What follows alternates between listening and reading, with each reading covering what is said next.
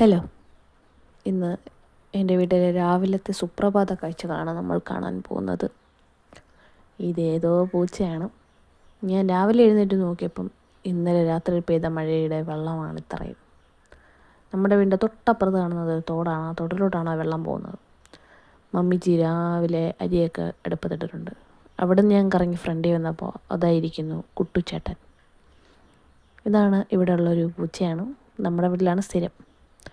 പിന്നെ എൻ്റെ കുറ്റിമുല്ലച്ചെടിയുടെ പാത്രത്തിൽ നിറയെ വെള്ളം. നന്നായിട്ട് പിടിച്ചു വന്ന ചെടിയായിരുന്നു. മഴ കാരണം അതെല്ലാം ശോചനാവസ്ഥയിലോട്ടായി.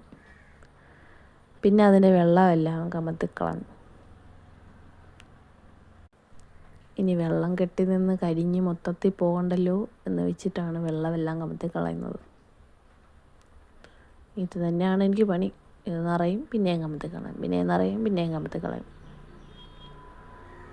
അല്ലെങ്കിൽ തന്നെ ഇവിടെ കൊതുകിൻ്റെ ശല്യം ഇച്ചിരി കൂടുതലാണ്. ഇനി ഇതിൻ്റെ അകത്ത് വല്ല മുട്ടയിട്ട് വിരിഞ്ഞാലോ.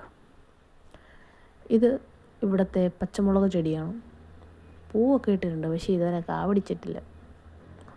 ഇത് വാടിപ്പോകുന്നുണ്ടോ അതോ പരാഗണം നടക്കുന്നില്ലേ എന്തോ. ഇതാണ് ഞങ്ങളുടെ പൂച്ച കിവി. ഒരു ഹിമാലയൻ ക്യാറ്റാണ്. ഫുൾ ടൈം ഉറക്കമാണ്. സൂര്യൻ ചേട്ടൻ പതിവില്ലാതെ രാവിലെ തന്നെ ഇവിടെ ഉണ്ട്. ഇനി എപ്പോൾ പോകുമെന്ന് അറിഞ്ഞുകൂടാ. കുറച്ച് നാളായി കണ്ടിട്ട്. ഇനി എന്തായാലും നമുക്ക് നമ്മുടെ ഗപ്പി മീനെ ഇച്ചിരി തീറ്റയിട്ട് കൊടുക്കാം. ഇതാണ് എൻ്റെ മീൻകുളം. വലിയ സെറ്റപ്പൊന്നും ഇല്ലെങ്കിലും ഒരു 10-20 പേരുണ്ടകത്ത്. ഇവന്മാർക്ക് തീറ്റയിടുന്ന കാര്യം ഞാൻ എപ്പോഴും മറന്നു പോകും. അപ്പം ഇന്നെന്തായാലും ഇതിന് ഇച്ചിരി തീറ്റയിട്ട് കൊടുത്തേക്കാം. അതിനിടയ്ക്ക് എൻ്റെ മമ്മീച്ചി വിളിച്ചതാണ്. മുരിങ്ങയ്ക്ക മേടിച്ചതിന് 4 രൂപ അയച്ചു കൊടുക്കുന്നു പറഞ്ഞുകൊണ്ട്. അപ്പം ബൈ നമ്മൾ പറഞ്ഞു നിർത്തിയത് മീനിൻ്റെ തീറ്റ. മീനിൻ്റെ തീറ്റയൊക്കെ ഞാൻ ഇട്ട് കൊടുത്തു. കുറച്ച് നാൾ തീറ്റയില്ലാത്തതുകൊണ്ടാണെന്ന് തോന്നുന്നു എല്ലാവരും ചറപറയെ തിന്നുന്നുണ്ട്. അന്നേരമാണ് ഒരാളി തൂമ്പ എടുത്തിട്ട് തന്നത്. ദേവു, ആ വെള്ളം പോകുന്നില്ല, അത് ഇച്ചിരി വെട്ടിവിട് എന്ന് പറഞ്ഞത്. പിന്നെ ഞാൻ അതെടുത്തുകൊണ്ട് വന്ന് രാവിലെ അതെല്ലാം വെട്ടി വൃത്തിയാക്കി. രാവിലെ തന്നെ കഷ്ടപ്പാടാണ്. കണ്ട, ഇപ്പോൾ വെള്ളം പോകുന്നുണ്ട്. അങ്ങനെ കുറച്ചൊക്കെ ഞാൻ നീക്കിയൊക്കെ കൊടുത്ത്. ഈ ഒഴുകി ചെല്ലുന്നത് നേരെ തോട്ടിലോട്ടാണ്.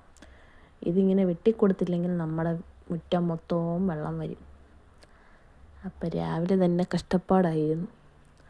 അങ്ങനെ അതെല്ലാം വെട്ടിക്കൊടുത്തു. അപ്പം അത്രേ ഉള്ളൂ നമ്മുടെ വീഡിയോ. അടുത്ത വീഡിയോ കാണാം. ബൈ.